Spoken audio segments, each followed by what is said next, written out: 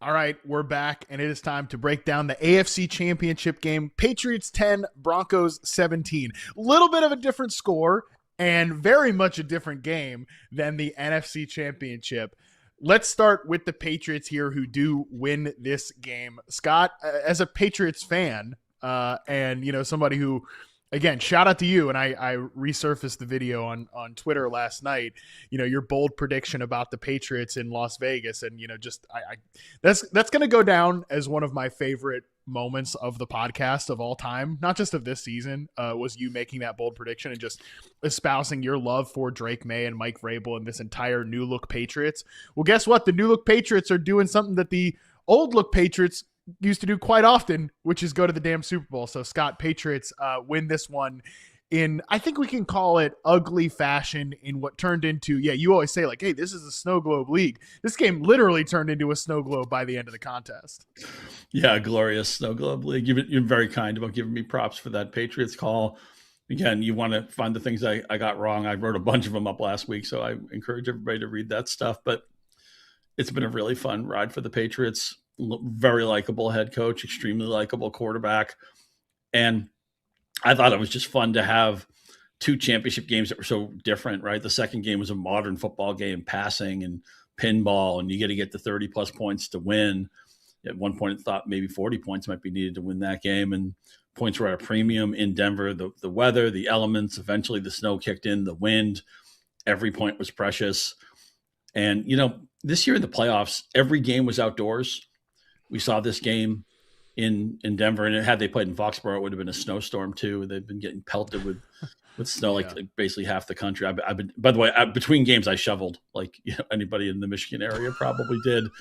No fun, no bueno. Shoveling is very bad for you. Pay a neighborhood kid to do it. That's what I should have done. But all my Puka Nakua lost money. I have to shovel myself. But Matt, let me ask you this, Matt. So every game outdoors, okay? There's some talk about, well, should the Bears go indoors? Should all football be indoors? And I hope we never get to that, because to me, what makes sports great is diversity of style, right? Some teams are offensive teams, some teams are defensive teams, some teams throw the ball, some teams run the ball. You have to play the game situation. I actually thought Sean Payton made a big mistake in getting the game situation wrong. When we break down the Broncos, we can talk about that. But I like that the two games were so radically different. And I like that this game was, at one point you couldn't see the yard markers. They superimposed them, and those things are kind of gaudy. And then eventually I think that they must have lost the ability to do that. And they were just telling us where the ball was. And that to me was like a throwback when I used to cover high school football games, where you had to be your own spotter and your own stat crew and hope that your notes didn't get wet. And, maybe I didn't like it in the moment, but I look back on it with nostalgia and with warm feelings. So I thought it was a blast to see an old school football game where any point mattered. Ramondre Stevenson, I teased him a little bit in the previous segment. I mean, I'm going to write about this later today, about the players who kind of, since it got cold, maybe the last month or two, who have moved up the most in my estimation. And Stevenson's in that camp, right? Vrabel doesn't mothball him after the fumbling problem. He eventually becomes the lead back on the AFC Championship team. Henderson's a change of pace guy. I know the stats for Stevenson maybe aren't great, but he was the key, the one long drive that New England had, the drive to begin the second half, chewed up a bunch of clock, put 3 points on the board. The one time they were able to move the ball basically the length of the field, that was the Stevenson drive. Obviously, Maye did a lot with his legs as well on a day where he didn't throw the ball particularly well. But I think Stevenson has been the big winner in this offense, the guy whose fantasy stock changed the most over the last 2 or 3 months. And I talked about this with Boone on the breakout show that we did last week. I am so fascinated to see what people do with Travion Henderson's ADP next year. Because I think if you, and Boone highlighted some of this, if you basically cut off Travion Henderson's rookie season at the end of the fantasy season, you're like, okay, that looked like a normal rookie season. But then you look at the conference championship game, and this has been the theme throughout the playoffs. Like, not only has Stevenson been getting way more opportunity, he's also been way more productive than Henderson. But then in this game, Stevenson plays 94% of the snaps. Travion Henderson, 6. He touches the ball 3 times for 5 yards, all of which were on the ground. And Stevenson, 25 touches for 71 total yards, which, by the way, of course, I had the under on our freaking prop show of 70 yards for Ramondre Stevenson. So another 1 yard miss for your boy Shop here. around. Yeah, well, hey, We got a partnership agreement here, Scott. We can't be doing any shopping on this show, but nobody cares about my prop record. What we do care about, though, or what we should care about, is Ramondre Stevenson has been clearly getting the signal from the coaching staff that this is the guy we trust. It's nut cutting time. It's time to go to the Super Bowl. We trust this guy, and man, he was. I don't know. He was everywhere for this team in this game. So I think that is a huge indicator, or it should be a huge indicator for people in fantasy next year with Trayvon Henderson. I am really fascinated to see what fantasy analysts and fantasy players do in terms of Henderson's ADP next year. And this Patriots team reminds me so much of the 2001 Patriots, where their best receiver was Troy Brown. And they had guys like Jermaine Wiggins was key in the Super Bowl, J.R. Redmond. Roman Pfeiffer was one of their defensive guys who was kind of unheralded. And I remember when Brady won the MVP, he's like, this is a team MVP award. Brady only had 99 yards into the final drive. I don't know if people remember that. John Madden was begging for them to play for overtime. But you had Stevenson looking like Antoine Smith. You had Mac Hollins. I've totally flipped on Mac Hollins. It used to be like a cute little joke we'd make, like, oh, Josh Allen won the MVP and his leading touchdown guy was Mac Hollins, Now Mac Hollins goes to New England and I'm like, oh, you want an MVP season, you get Mac Hollins on your team. You know what Mac Hollins is? Not much for fantasy. He is a glue guy, right? He's a guy who, and he kind of gets in our way for fantasy. He was their leading receiver here. 2 downfield catches on a day where Maye wasn't doing anything downfield. One of them was on a gadget play. I thought Josh McDaniels, it may sound crazy to say, in a day they only scored 10 points. And the touchdown was mostly because of the defense. I thought McDaniels had a great game with the play sheet, and New England ultimately salted the game away with Drake Maye on the ground with that great bootleg left.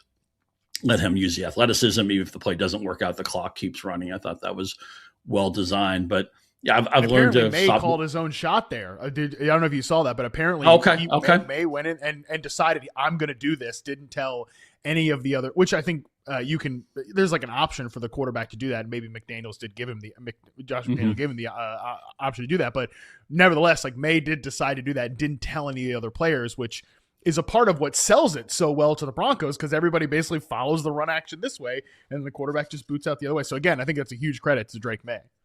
Yeah, you want the players to disguise it. Well, don't let them know what you're going to do. Don't let them know, do it. And look, I know New England has another game to play, but to me, to fantasy managers, the dream is, what about when Drake Maye gets the receiver room he should have, right? Mm-hmm. I was pleasantly surprised at what Stephon Diggs had left in an age 32 season. I thought Kayshon Boutte, along with Stevenson, his stock trended up. It wasn't that long ago he was the best receiver on an LSU depth chart that was overloaded with talent. He probably would have been a first or second round pick had he come out earlier in the draft. He's had some personal problems. He's cleaned up his life, become a very likable player. He didn't have a great game here. May missed him on one throw. I think Boutte might have run a little bit of a longer route, not a narrow route, when he was missed on an inside cut. But he's had a really good season. But still, I want to see when Drake Maye has his true alpha, as somebody in their 20s who can be a top 10 receiver. I don't know where they're going to find a guy like that. Maybe an A.J. Brown trade could happen. They're obviously going to draft late in the NFL draft, but we see receiver hits come in the second, third, and fourth rounds. That's not that unusual anymore. So I'm dreaming what we're going to see from that someday. But I just want to impart one more thing about the Patriots. I get there was so much fatigue with Belichick, with Brady, with the avocado toast and the same team winning, and you get sick of it. And we saw that same fatigue, by the way, with Mahomes and Andy Reid the last few years. And I was part of that. I was glad to see, I didn't want to see Mahomes get hurt, of course. And I love watching him play. I love watching Andy Reid scheme. But I was just glad a different team from the AFC would come. I wouldn't mind if it was Buffalo. I wouldn't mind if it was Denver or Houston or Jacksonville, or any of those stories would have been great. But again, this is not the 2007 Patriots. This is the 2001 Patriots. This is an underdog team. They're going to be an underdog in the Super Bowl. I know they played an easy schedule. There's no easy schedule in the Super Bowl. They're playing a loaded Seattle team. But Vrabel connects with all of his players intellectually and emotionally. I don't know how you can listen to that guy and not think, I'd want to play for him, or I'd want my son to play for him, or my nephew to play for him, or he's just such a inspiring guy, and was obviously the right hire. They should have hired him a year earlier than they did, because they made a promise to Gerard Mayo. At least they cut their losses, and only 1 year of Mayo. Good man, just overmatched as a head coach, just like Josh McDaniels, overmatched as a head coach, great coordinator. I don't see how you can look at Drake Maye and Mike Vrabel and be like, yeah, I don't like those guys. I mean, look, if you're an AFC East guy, fine. Buffalo, you can hate the Patriots all you want. Miami and the Jets, go ahead. But if you're a neutral NFL fan, just kind of watching the league, these are the type of players you should want to root for. I'm totally with you on that. I think you have to be like insane almost to just scout the laundry about this. I mean, yes, we wanted something different than the Chiefs, right? We wanted something different than the Chiefs in the AFC. We wanted to see something different this playoffs, and like the Patriots now are that team. It's been 7 years since they went to the Super Bowl last, and it's a completely different operation. Like 7 years in the NFL is a lifetime, and that's very well shown here in this team now that New England is sending the Super Bowl. It is kind of funny, and I think I saw some of the Thanos memes about this. Well, you couldn't live with yourself. You couldn't live with the Chiefs being in the Super Bowl. Where did that bring you? Back to me, and that's the Patriots. I do think that is funny. It's a good joke, but it's just completely different. Like, yes, the laundry is the same. The jersey's the same, but this is a very, very different New England Patriots outfit. And yeah, so many guys that are worth rooting for on this team. I think it's really cool to see this team get into the Super Bowl. I love it. I'm really excited to see what they could do against Seattle. We'll talk about that in the final segment, just a little quick look at the Super Bowl early on. But just sticking on this game, just real quick, wrapping up the pass catchers. You mentioned Matt Collins, who led the team with 51 receiving yards. He ran 14 routes in this game, 48% of the dropbacks. I love your description of him as a glue guy. And yeah, just not only is it just, I'm excited to see what Drake Maye looks like in future seasons when they surround him with some other wide receivers. I'm also excited to see what Drake Maye looks like when he grows up. This guy is 23 years old. He's the second youngest quarterback to ever reach the Super Bowl by a few days, like a handful of days, other than Dan Marino is the youngest to go to the Super Bowl. And I think you saw this, look, remember the sneak play, Scott, where, by the way, I'm not sure if he actually got that first down, but he's like bumping around, running into Milton Williams, who's on the field in that moment. And he still sometimes looks like a Bambi, like a little baby deer with his legs. He's not like fully developed. Imagine what it's going to look like when Drake Maye really grows into his body, because clearly he's so physically talented as a runner. That was the difference in this game. Imagine what he's going to look like when he's in his quarterback prime years, both from a physical and a mental standpoint. It's just the future is really bright in New England, and they're going to the Super Bowl here in the first year of Mike Vrabel. It's a huge testament to that team. Yeah, I mean, to be fair, Maye did not have a great playoffs. He put the ball on the ground too much. No. He still takes too many sacks. You mentioned that Daniel Jeremiah mock draft that's up, and you'll go check that out. And of course, our guys, McDonald and Tice, they do such a great job with our draft coverage. I'm sure they're going to start mocking soon enough, and I'll look forward to that series because those guys are so smart. But the draft had the Patriots taking an offensive lineman. They still need to improve that offensive line. I like Will Campbell, but man, he got worked by Will Anderson last week, and he got worked in Denver too. I mean, it hasn't been a great couple of weeks for him, but they're going to get better. The line's going to be better. There were moments, Maye, his first pass probably should have been intercepted at Denver. He throws for fewer than 100 yards, but some games, I say this all the time, they can't all be Picasso. Sometimes you need a color by number job, or you need a etch-a-sketch, and this is kind of an etch-a-sketch game, a snow globe game. Something Mike Vrabel knows about, something that the Patriots know about. Again, the 2001 comps, that Oakland tuck rule game was played in the snow. Brady threw for 312 that day, by the way. Vinatieri makes the probably the hardest kick in NFL history. I actually wanted him just to throw a Hail Mary. I didn't think Vinatieri had any chance of making that kick. It shows what I know. Kick was extremely low, but it maintained its height and somehow crept over the bar, and then we had overtime. But yeah, Drake Maye is going to be smarter. He's going to be more experienced. Eventually, they're going to have an offensive line that's a plus unit, because I don't think last year the line was terrible, and I was just petrified that Drake Maye was going to get the confidence kicked out of him. This year, they improved it a little bit.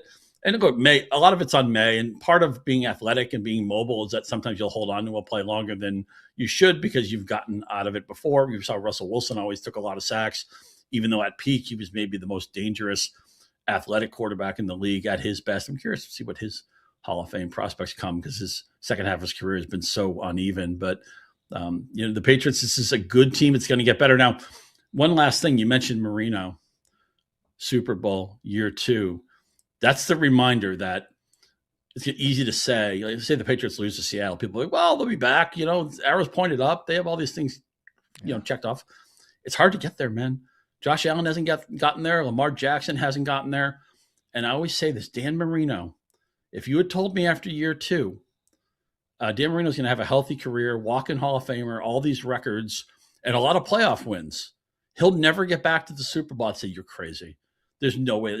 Drew Brees will never get back to the Super Bowl. You're crazy. Aaron Rodgers will never get back to the Super Bowl. Who's to rule out Rodgers and Mike McCarthy? Maybe they'll do it. But you're crazy. Of course they're going to go back. It's hard to go. Only one team goes.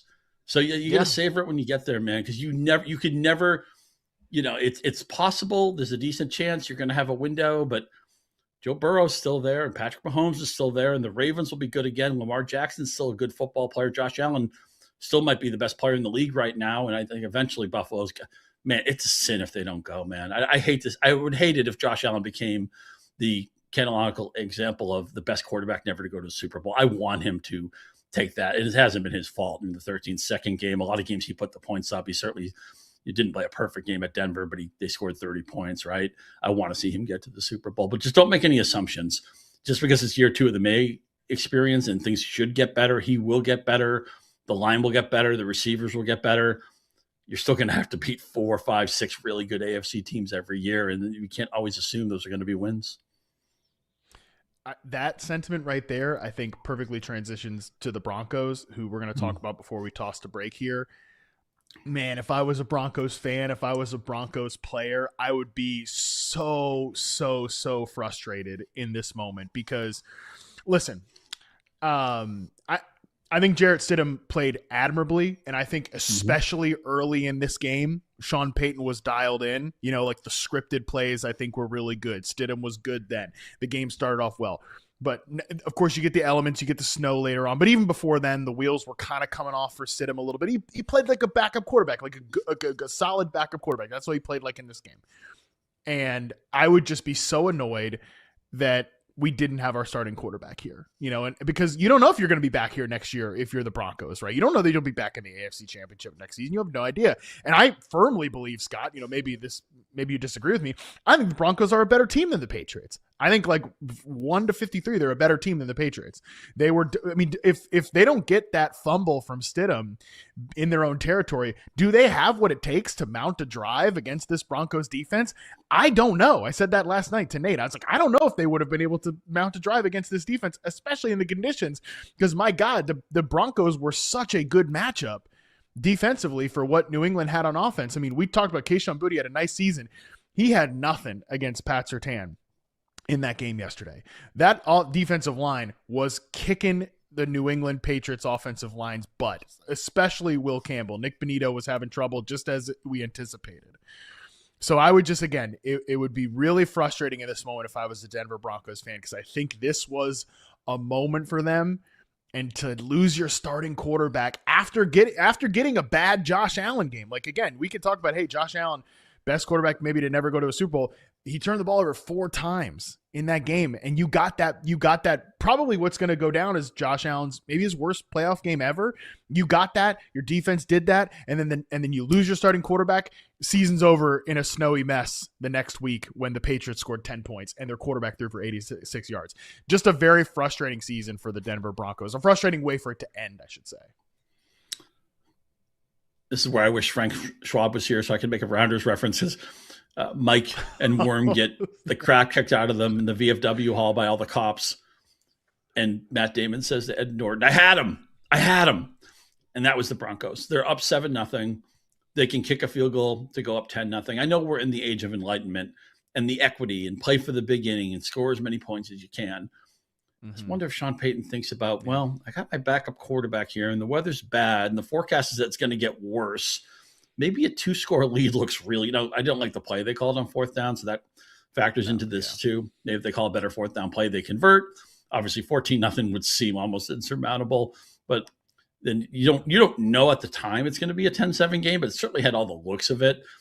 As a Patriots fan, I'm thinking, what would be best for us right now? If they went for it, we stopped them. And that's exactly, it gave New England the chance for their highest upside result. I think, again, we're smarter now. The analytics, the metrics, all the win expectancy added, and all that stuff, all the EPA stuff. It's important, and we're smarter. but that doesn't mean you can't kick sometimes. And I think kicking there, and I said it in the moment, was probably the right call. Stidham, he's a backup. He's a backup for a reason. I don't think he lost in the game, but once they got behind and had to throw with Stidham, it just made things more complicated. RJ Harvey, we have to talk about. Man, he had his moment, had his close-up. He really didn't come through after the Dobbins injury. It's funny, he ran so pure with touchdowns when Dobbins was around, but Harvey never quite broke through that window after then. And they were finding reasons to give Jaleel McLaughlin a handful of carries. Obviously, the quarterbacks always run the ball a lot in Denver. They like athletic quarterbacks, Knicks especially, but Stidham carried some of that too. I felt a little bit underwhelmed by what Harvey did in the playoffs. Curious what you thought. And, I think what Marvin Mims did the last 2 weeks, it just means I'm going to waste best ball shares on him. I want it to happen for Marvin Mims. I know it's a very crowded room. Franklin didn't play yesterday. Pat Bryant shows the talent to be a good player someday. He was hurt a decent chunk of the season, but he showed a little bit of flash in the playoffs. Obviously, Courtland Sutton is still a good player, although he's probably on the back nine now. I'll need you to talk me out of Marvin Mims because I'll probably talk myself into it, but a little bit disappointed what we saw from RJ Harvey on Sunday and really the last 4 or 5 weeks. I'm with you. And I think that's something that Boone and I are going to talk about on the show later this week is kind of what lessons did we learn from a fantasy perspective in the playoffs. And that RJ Harvey conversation goes really well with the Travion Henderson one, where I'm not sure that enough fantasy folks are going to have really baked in what we saw in the playoffs here.